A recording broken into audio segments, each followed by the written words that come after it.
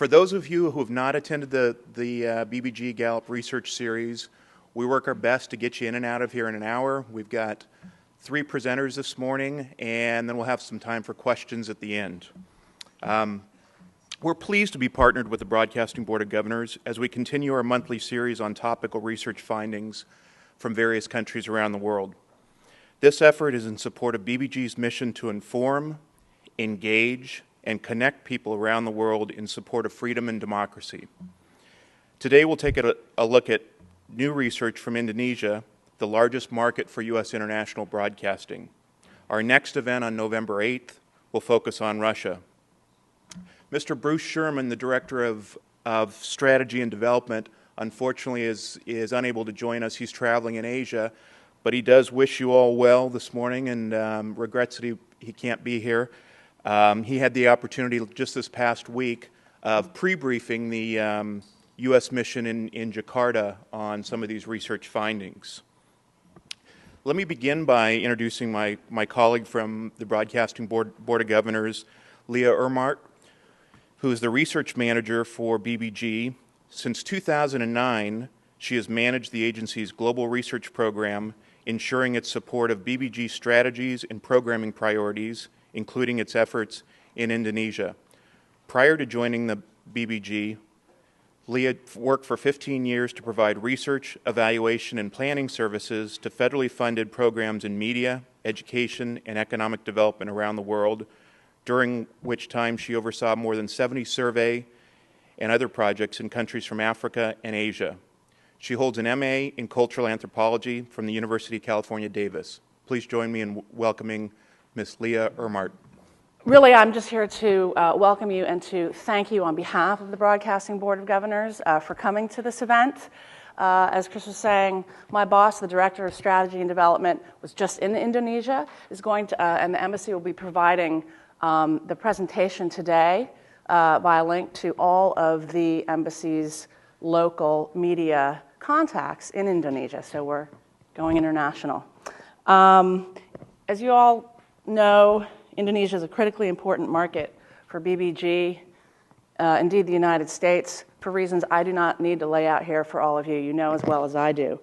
Our broadcaster in this market, Voice of America, has found tremendous success there over the years with a proactive strategy of affiliation with local media players.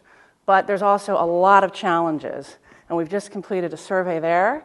And I really just want to turn it over to my colleagues to talk about how fast that market is changing and what that might mean in terms of our challenges.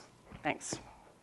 We're going to have kind of a tag team presentation this morning. We have 2 speakers, Dr. Rajesh Srinivasan from Gallup and Mr. William Bell from the Broadcasting Board of Governors from Voice of America, who's going to be they'll be sharing some findings jointly this morning.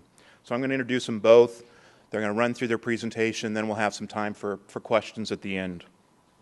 Dr. Rajesh Srinivasan is a principal with Gallup and program manager on the International Audience Research Project.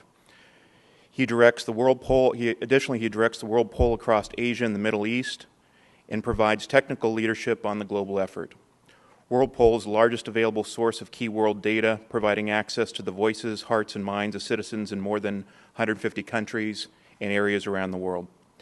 Dr. Srinivasan joined Gallup in 1993. Before joining the World Poll team in 2005, he spent more than 12 years consulting with corporate clients in the United States and Asia in industries such as banking, hospitality, telecommunications, healthcare, and education.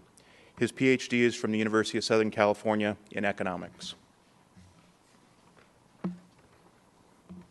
Mr. William Bell is the Director of Research for the International Broadcasting Bureau. He oversees all audience research activities for Voice of America and the Office of Cuba Broadcasting. He founded IBB's Audience Research Department and now leads a team of research professionals managing more than 70 projects a year worldwide. Prior to assuming this position, Mr. Bell served as Deputy Director of Affiliate Relations for VOA and as Deputy Policy Manager for the former U.S. Information Agency's WorldNet satellite television service. He began his career as a Foreign Service Officer, as Cultural Officer at the U.S. Embassy in Cameroon, and is a Deputy Public Affairs Officer in Wellington, New Zealand. He holds a Master's in International Relations from the Fletcher School of Diplomacy and a Master's in Survey Methodology from the University of Maryland. Please join me in welcoming Dr. Rajesh Srinivasan and Mr. William Bell. Good morning, Chris, and good morning, everyone. The way we're going to do it is the presentation is split into about 5 parts. I will start out with the introduction, survey background, and conditions under which the survey was conducted, and lead off with the general media access and usage. My colleague Bill will be talking about trends in media access and usage, and then we will sort of go back and forth covering the new media parts of mobile, internet, and social networking. And Bill will conclude with some comments on what are the key takeaways. Let's get started with the first one, which is really talking about survey background and conditions. We covered the general adult population in Indonesia. Given its vast spread, we had to focus our attention on the largest provinces in Indonesia that provided sufficient coverage. So we covered about 93% of the adult population. Total national sample of 3,000 adults, and all of the interviews were conducted in Indonesian. They were face-to-face interviews in respondents' home, typically lasting somewhere between 40 and 45 minutes on the average. These interviews were conducted between July 4th and August 2nd, so there was some amount of overlap with the Ramadan period, but the very few interviews really got completed in the first week of Ramadan. Overall response rate was about 74%. Moving on to the media usage patterns, we start off with what do people generally have in their household in terms of access.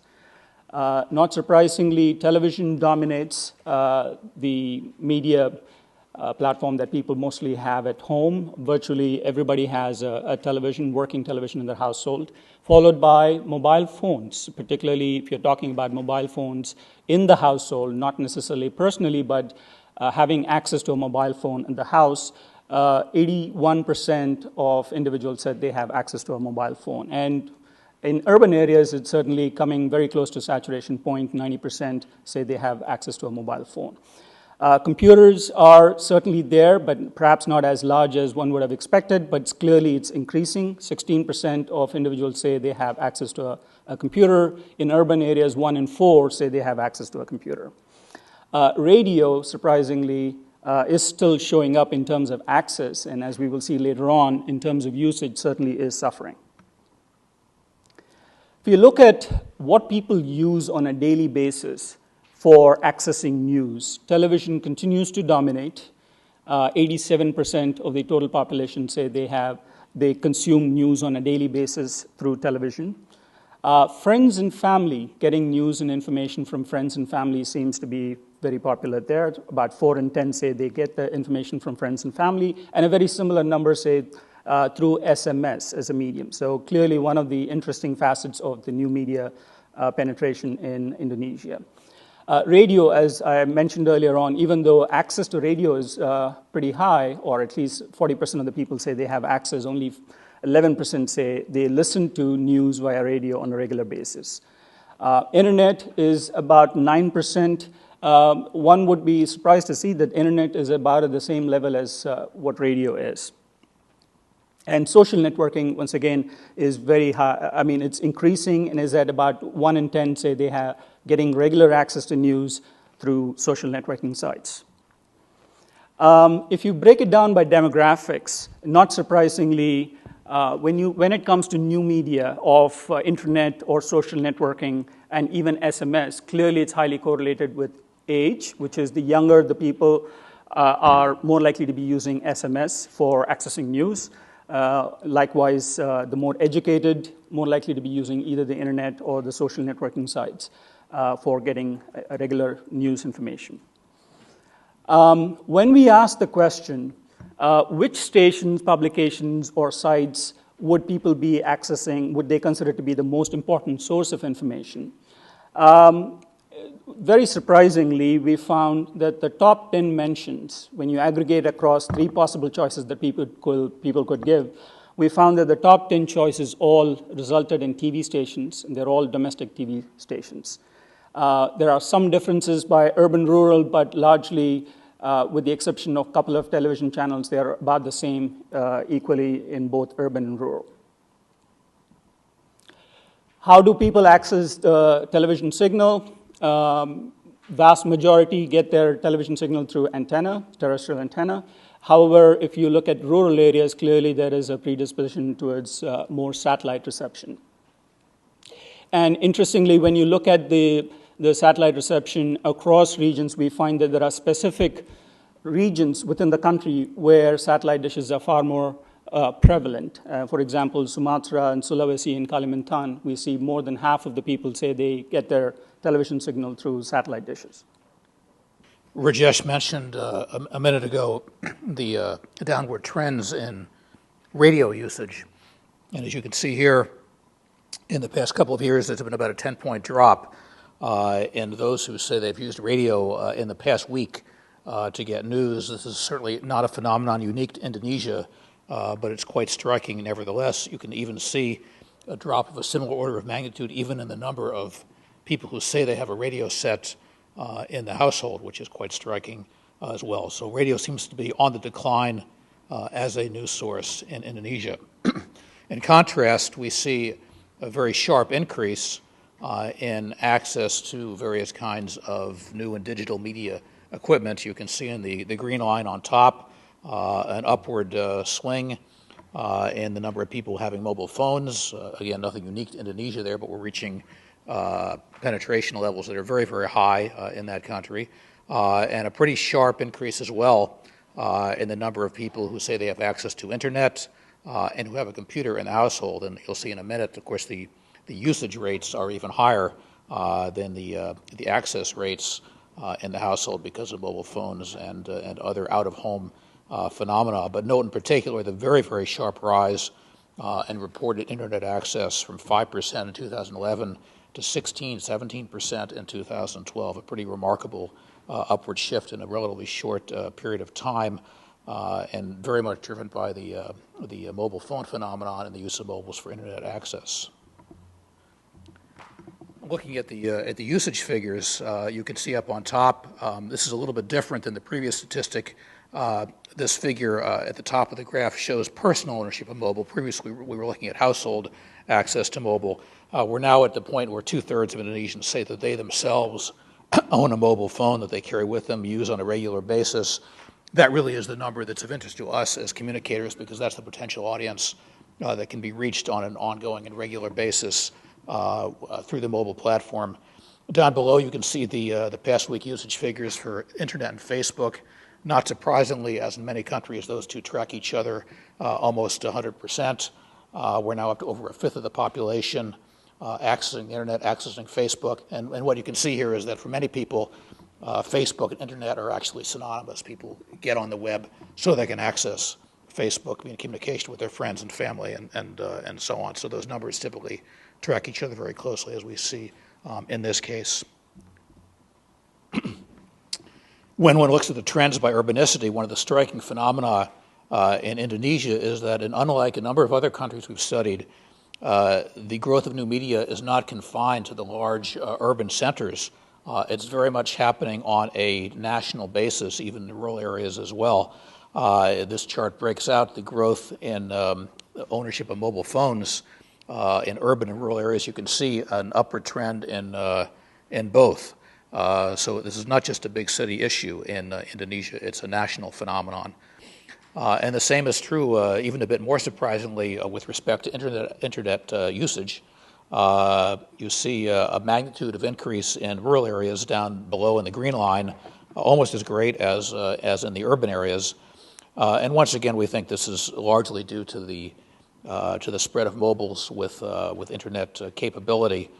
People using them for that purpose. So this is something that is happening across the country, not just in the capital city or in other urban areas.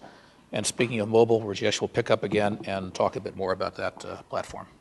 Bill just talked about when we asked the question of whether people have personal access to mobile, we had about 63% of the people saying they did. And so we had roughly about 18% of the individuals saying they have access to a mobile in the household, perhaps not personal access. But that 63% translates into about 90 odd million adults in Indonesia having access to mobile. That's really what we're talking about. Not surprisingly, the younger population, 15 to 34, have higher penetration. The more educated certainly have greater use for mobile, have a personal mobile phone, and are more likely to be using it. We then asked an interesting question about whether they have, whether the phone that they have is actually a smartphone. And granted, there are some issues with respect to exactly how you define smartphones, and we try to describe it in terms of features and having special features and stuff. But we found about a little more than 1 in 10 said they have a personal smartphone. And clearly it's much higher it's twice the rate among the 15 to 24-year-olds. So clearly this is the trend for the future, where we are beginning to see a lot more younger people taking smartphones with access to the internet and other features. What do they use the mobile phone for on a weekly basis, on a regular basis? Obviously, virtually everybody said they use it for SMS and text messaging is the most common usage, followed by accessing a social networking site, and the internet, which is, again, as Bill said, seems to be synonymous in the case of Indonesia, and sending photos and so forth. Interestingly, if you look at the proportion of people saying that they use it to receive news from other news organizations or even information from the mobile operator, it's a much smaller percentage. And the differences are far more stark when you actually look at the same patterns of the behavior by demographics, and particularly by age. Again, SMS and text virtually no different regardless of whether they're young or old, they're all using it.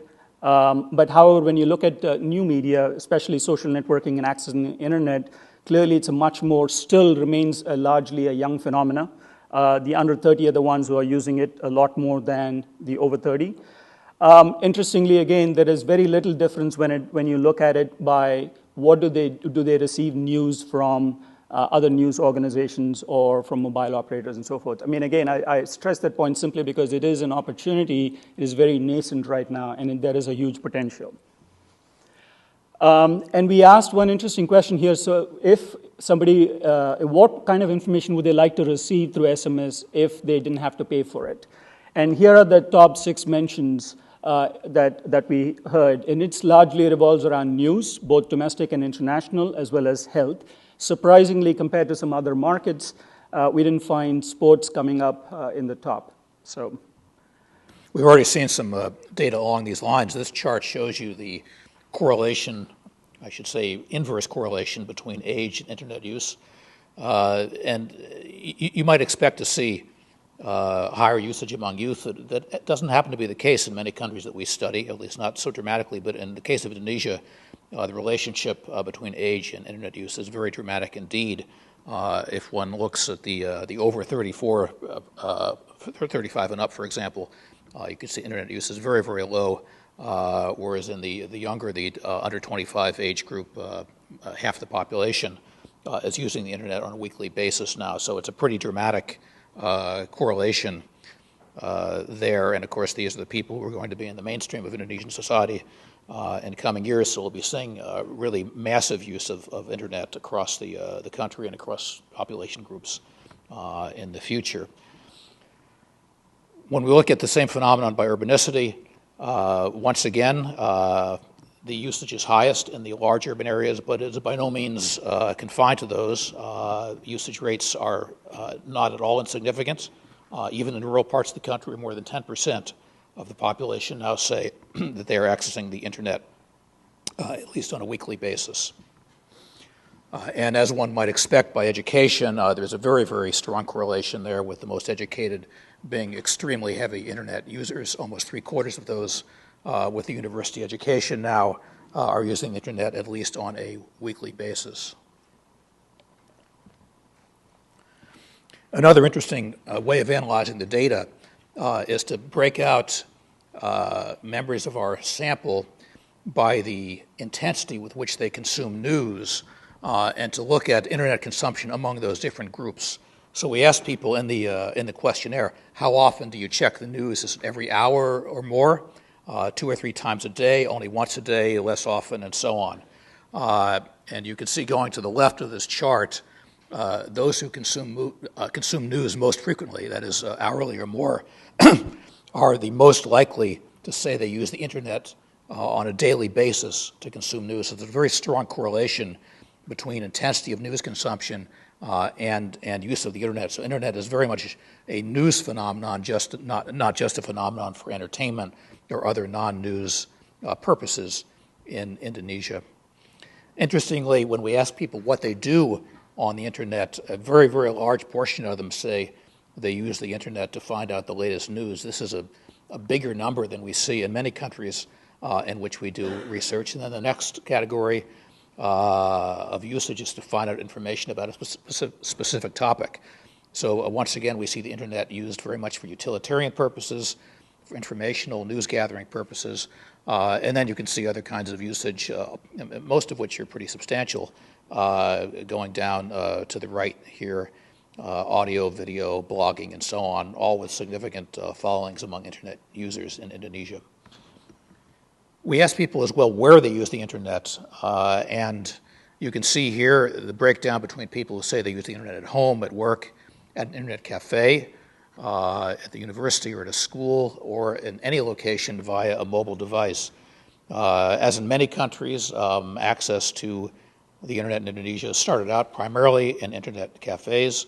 That's still very important, but it has been declining in significance in the past couple of years as more and more people get access via their mobiles as well as via hardwired connections. But you can see some very interesting differences when one analyzes this data by age. The internet cafe, for example, is much more commonly used among younger Indonesians, and one can imagine why that might be the case, whereas older Indonesians who use the internet are much more likely to use it at work, as you can see in the second bar. Interestingly, on the far right, you can see that Indonesians of all ages who use the internet are quite likely to do so via a mobile device, and that, once again, is the phenomenon to watch in Indonesia. We asked internet users as well who use the internet for news where they go to get news, and this was pretty interesting piece of analysis. You can see that Yahoo News is far and away the most frequently mentioned site. The response to the survey were asked to identify the top 3 websites or sources on the internet they go to for news, and you can see on the color scheme here the first, second, and third mentioned sources in terms of percentages. Yahoo News and Google are the 2 top, and then Detik, an indigenous service aggregator, is the next one in line. The other sites, dedicated news sites, and others are much lower on this scale. And now Rajesh will continue on with the topic of social networking. As Bill pointed out, 22% of the people said they access internet in the past week, and we find when we ask the question in the past 7 days, how often people access the social networking site. Again, 22% of the people said they accessed it in the past 7 days. Very similar numbers. And virtually all of them said they had accessed Facebook in the past 7 days. So that's why you see the numbers being virtually identical. Followed by a couple of other brands there, DeviantArt and YouTube. And then you see a large number of smaller names out there. So Facebook is synonymous with social networking in Indonesia, and virtually everybody seems to be doing it, at least most of the young people. When you look at it by age, over half, again, very similar to what we saw in the case of the internet, over half of the younger adults, 15 to 24, have used a social networking site in the last 7 days. Again, not surprising, perhaps surprisingly in other cases, but it continues on. About a fourth of the 25 to 34-year-olds are still continuing to do so. And one would have thought that, with age, perhaps people drop out. But what is more likely to be happening going forward is perhaps the larger proportion of the 25 to 34 will be joining just to stay in touch with their peers. When we ask the question in terms of how often people share information with family and friends or with their social network, we found roughly about 60% of the people saying that they share information either on a daily or almost daily basis or at least once a week. And then you see a smaller proportion doing it more infrequently. Again, we believe that the availability of technology like mobile and internet has increased the frequency with which people are able to connect and stay connected and share information. So when we look at it by those with internet, those who are using the internet on the past week on a regular basis versus others, you can clearly see now about 80% of the people are accessing and sharing information with their friends and family on a regular basis, weekly or more frequently than weekly. And in what ways do they share this information? Not surprisingly, again, we found almost 97% of the people with a personal access to mobile phones are sending SMS and text. And it looks like 2/3 of the individuals who are accessing social networking sites are communicating and sharing information with their friends and family via SMS, followed by postings on Facebook, and then a much smaller proportion via email, Twitter, and other methods. Clearly, it is very strongly linked to age. The younger population, they have many more means of sharing information. Clearly, SMS and Facebook are on top, but they are using Twitter and other methods much in a higher proportion compared to the over 30 age group. This slide here we put together because it, I think, presents possibly an interesting picture of what the future might hold. This is a further analysis of a slide that Rajesh, or a piece of data that Rajesh presented in part earlier. We asked people to name their 3 most important information sources. They could be a TV station, a radio station, an internet site, a newspaper, it could be any platform. And we looked at that data and we amalgamated the percentage of respondents who had mentioned a TV station, who had mentioned a radio station, a press outlet, internet site, and so on. When one looks at the total sample, and that's the collection of bars on the left, you can see that virtually everybody mentioned TV stations as their most important source of information. We get to the under 30s, you can see 6% mention an internet site as their most important information source, spontaneously. We look at those with at least a college or university level education or higher, you can see we're now up to 12%. Again, this is 12% of that group who spontaneously mentioned an internet site when asked to name their most important information source. And among the urban population, 8% spontaneously mention an internet site when asked that question. Now, these numbers are not huge, but they're not trivial either. And this, to us, was a very interesting piece of information. It suggests that for these key demographic segments, internet is now considered to be the most important place to go to get news and information. So when one thinks about what's coming in the next couple of years, 3 to 5 years out, these are numbers that one might expect to get higher. And even now, in these important groups, internet is a very significant medium indeed. So that leads us to some conclusions looking over this data in totality. As we've seen throughout the presentation, television remains the most important medium by far, both in terms of reach and in terms of what people mention as their most important news sources. But internet access is now reaching critical mass, especially in key demographic groups like the young, the better educated in urban areas. And this, once again, is very heavily driven by mobile take-up and the use of mobiles for internet. We're talking about a national phenomenon here. It's not just something that's happening among the affluent population or in urban areas alone. As communicators, we need to be aware of the fact that if people are relying on mobiles for internet access, the content that we're putting out on the internet needs to be well adapted to work on mobile platforms.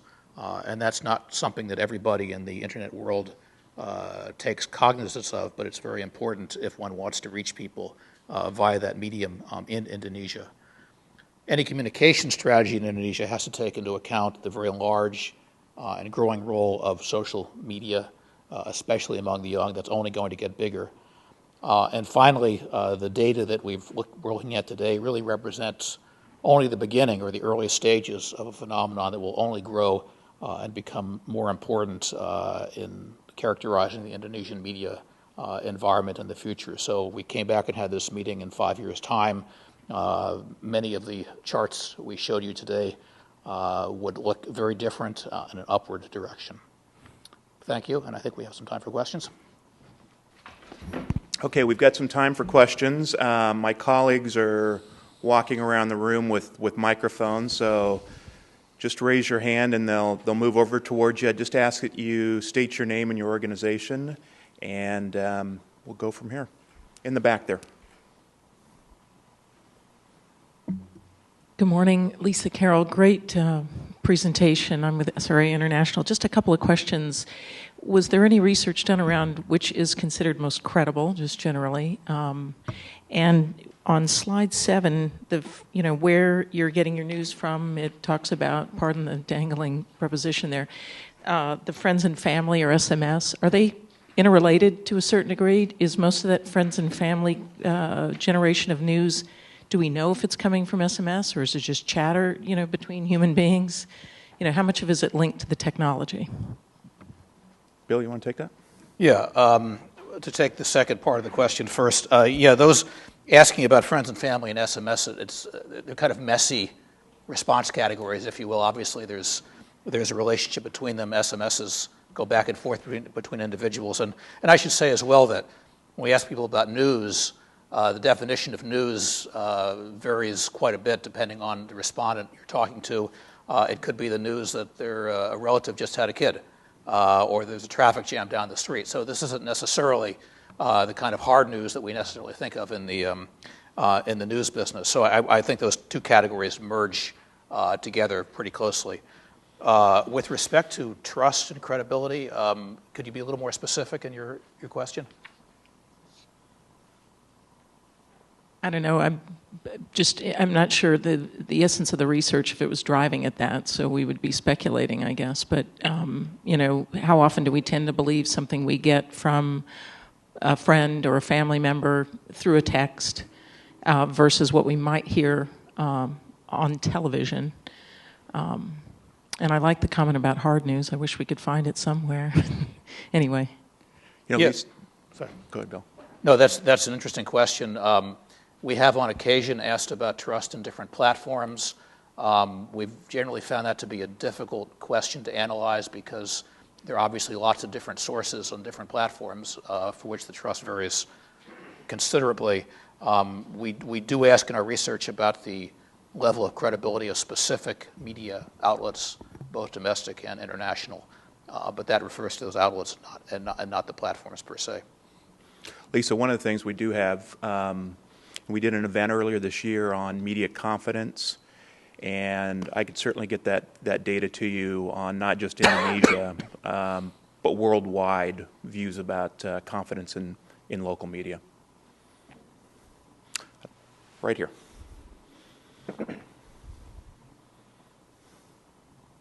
Thanks. John Groach, I'm with the State Department. I have two actually unrelated questions, but I'm going to get them both out now. The first has to do with internet access, excuse me, and language. That did the survey, in looking at the internet access, have any kind of breakdown of the extent to which non-Bahasa internet usage has any kind of significance, or is it largely Bahasa language sites? That would be the first question. The second is unrelated, and the survey wouldn't have gotten at this, but I'm wondering if it's in the background anywhere. A couple of months ago, either the Times or the Post ran an article indicating that while its business was contracting everywhere else, BlackBerry was expanding in Indonesia. And I'm just curious to know if part of this led you to stumble into any info as to why BlackBerry would be being picked up in Indonesia in particular. Thanks. Yeah, I can address those questions.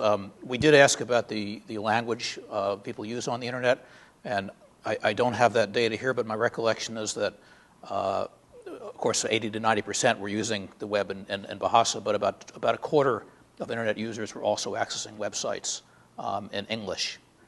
So there is some usage there as well. With respect to BlackBerry, yeah, Indonesia has been one of the big markets for BlackBerry for quite a while now. That's very much been driven by BBM, the instant messaging service that BlackBerry runs, which is free to a BlackBerry user and is the main impetus for people to get BlackBerries. In fact, when I'm told that when two Indonesians meet or get together for the first time, they ask each other for their instant messaging numbers on BBM so they can exchange information. So to be part of that network, you need a BlackBerry. But I think the prevalence of BlackBerries has probably been a bit overblown.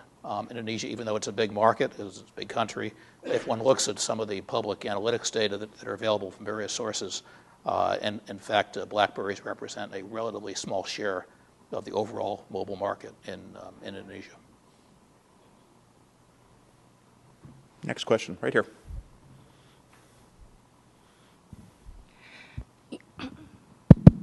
Thank you. My name is Tanya from Indonesia Ministry of Foreign Affairs. Thank you for conducting this research, and we find it very interesting. There are two questions that I would like to ask. First, in Indonesia, we actually already had social media festival just last week, and it shows like how vibrant is the social media scenes in Indonesia, where we actually engage people to do various kinds of activities through social media, mainly through Facebook and Twitter, since we are also the users of Facebook and Twitter in the world, one of the greatest one. And then regarding the infrastructures of internet, currently, as you know, that Indonesia hasn't reached the 4G infrastructure, so we still use the 3.5G.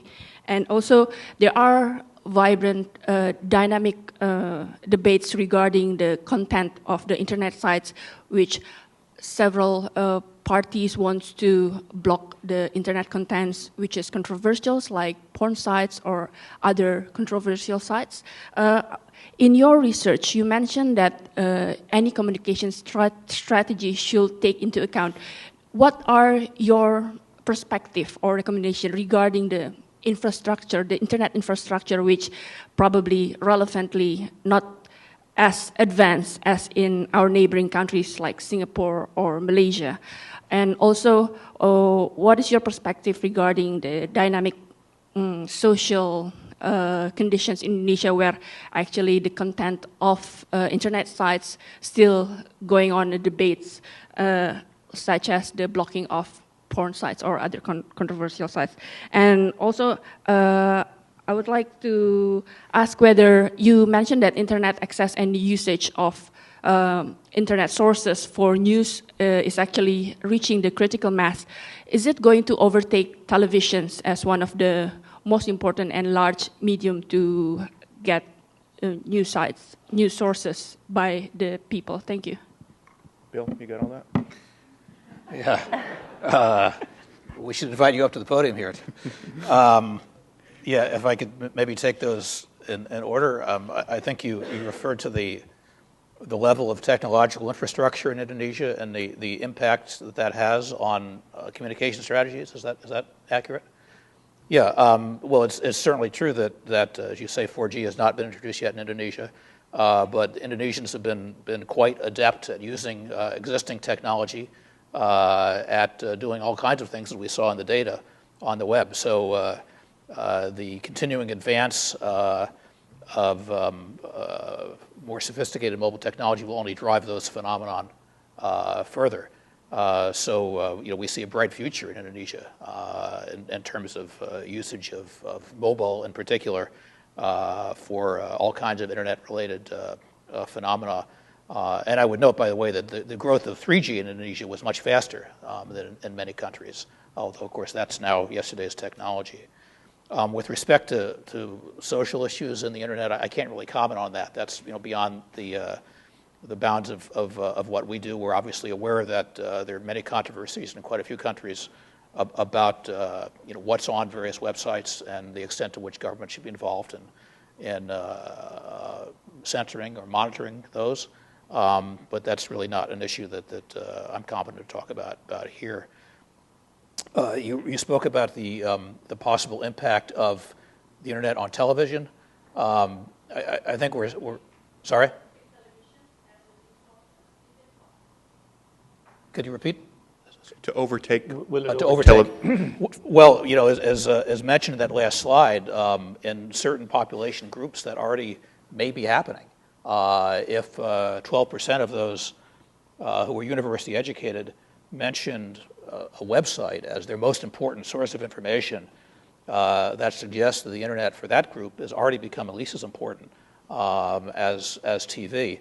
Obviously, TV is not going away anytime soon, but it's reasonable to conclude that one can imagine internet becoming increasingly the go-to source for news. One also has to think about the amount of time that different people spend with different media. I mean, it's reasonable to assume that people will continue to watch TV in large numbers on a daily basis. But even now we see among younger people, if one looks at the time budget in the course of the day, many more hours being spent on the web than watching television, even if they do watch TV at least occasionally. So you'll see a lot of phenomena like that in terms of overall reliance on internet time spent and for a variety of purposes.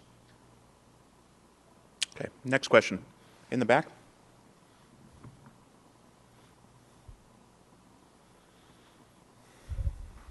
Hi, I'm Chris Toppy with the International Information Programs at the State Department.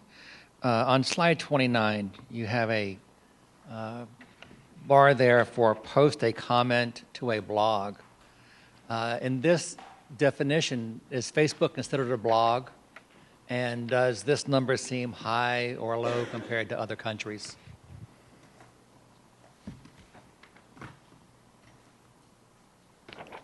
Blog was as defined by the respondent. And a lot of these kinds of questions, again, there is some variation in how individuals respond to these things, particularly when you take a term like blog, which is an English term, and I don't know what the translation is in Indonesian. Obviously, the questionnaire was administered in Indonesian. How purely that concept translates and is communicated to an Indonesian web user, frankly, I'm not sure. There are probably others in the room who could speak to that better than I can. This is as I recall, kind of a high-ish figure relative to other countries. To answer your second question. Just, you may have already, but note that the base is internet users, not the sample.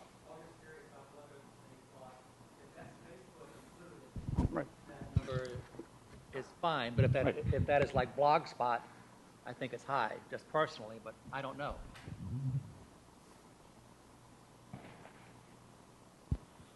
Okay, next question. Right here. Hi, my name is Adia Suti from VOA. I just want to ask you if you can talk more about your definition of smartphone that you used for the survey and what you found to be the most popular smartphone. I suspect the answer is not actually BlackBerry, but Nokia, but maybe you can elaborate. Rajesh, you want to take that? Yeah, I mean, we did ask them what kind of smartphone we're talking about, because it was difficult to sort of define smartphone in terms of all the possible features. So we asked, what kind of phone do you have? And so we didn't find a significant proportion or difference between Nokia and iPhone or a BlackBerry. They were roughly about equal, I would say, in terms of the proportions. We had about 13% of the people saying that they had a smartphone. So when you break it down, there was not a whole lot of difference across the different kinds. And Nokia was slightly higher, but was not statistically, very different. Okay. Right here in front, Joseph.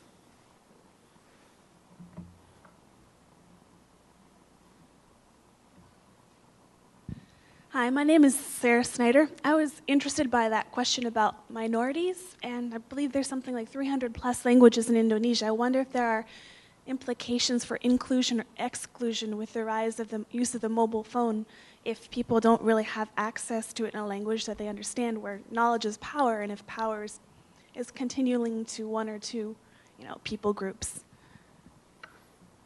Bill, Rajesh? I mean, our understanding is that Bahasa is a pretty commonly understood language, regardless of whether somebody speaks at home Java or Sundanese or any of the other local languages.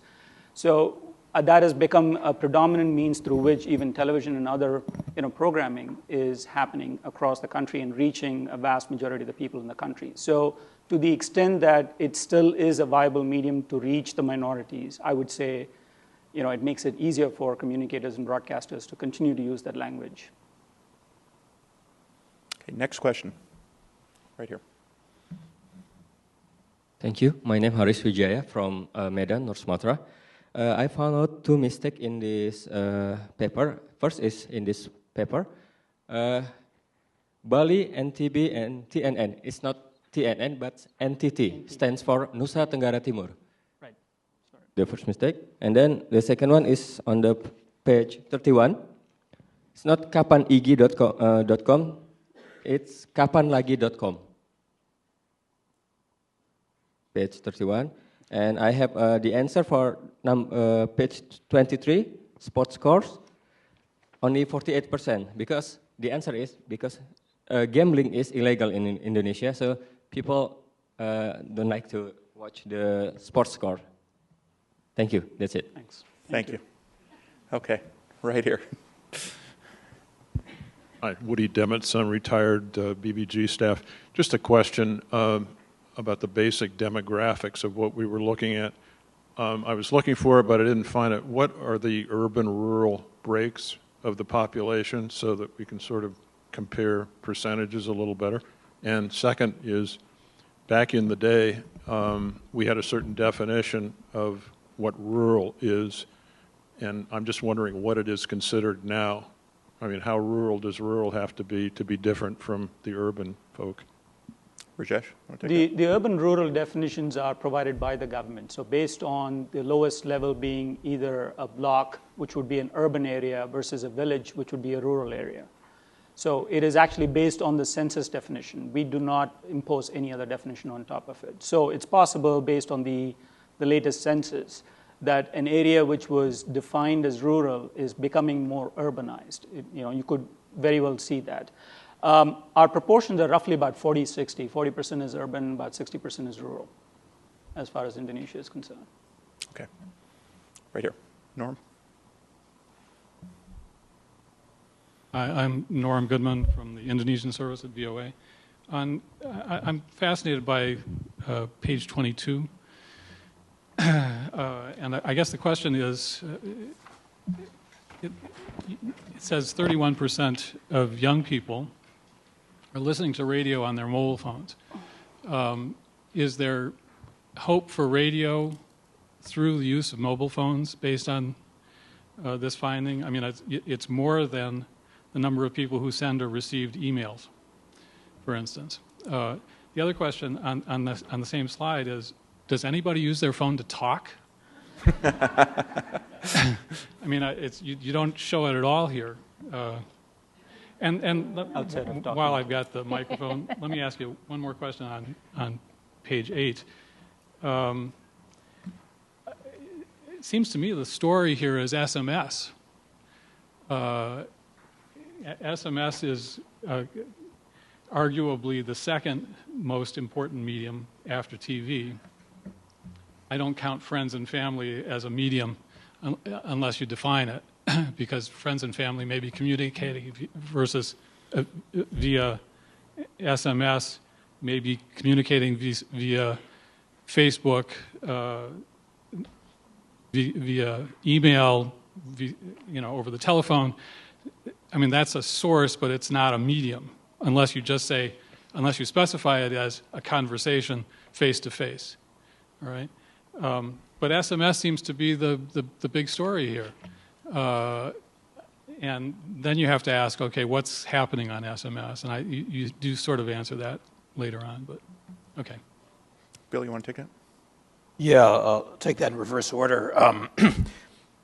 We've struggled with this SMS issue for a while, not just in Indonesia. As we ask about this in surveys, and we recognize, as we were talking about earlier, that when people say they get news via SMS, that can cover a wide range of kinds of news and topics.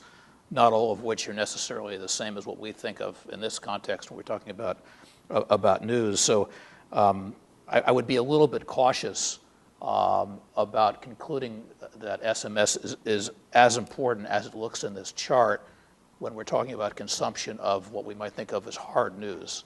That's a tougher thing to get at precisely, but I think it's safe to say, based on the research that we've done and other fora and via other means, that that while SMS is used a lot, that as a hard news channel of communication, it may be less important than the data might suggest if taken literally. Yeah, people talk on their phones in Indonesia. The question is specifically phrased as, aside from talking on your phone, what other things do you do with it? So talking is not included here, but I think we can assume that just about everybody has a mobile phone, uses it to talk. Radio listening, again, this is a very, very common phenomenon.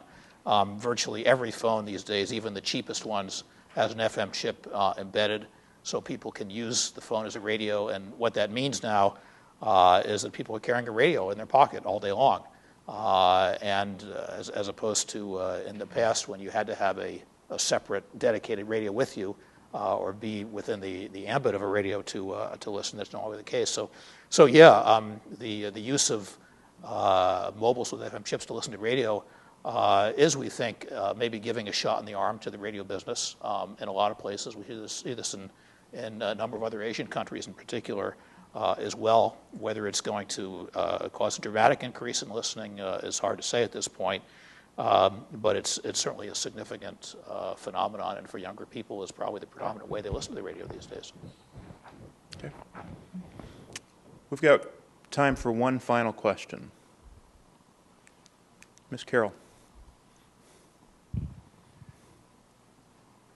On slide 10, I was a little interested if there's any more you could talk about satellite in these rural areas. I don't know if there was previous research. I mean, what kind of percentage growth are we maybe seeing in that arena year over year? Or just anything you might be able to share about rural areas specifically? Satellite in the slide 10. So you're looking at the distribution of satellite dishes across the provinces of Indonesia? Oh, sorry, this is... yeah, it was on slide 10. But slide 10, I'm sorry. Yeah. Well, we think this is because conventional TV distribution doesn't get into rural areas as effectively, so obviously people want to get television would be reliant on satellite dishes to do that. Sorry? Hates how much growth may be occurring. Was it 10% 2 years ago?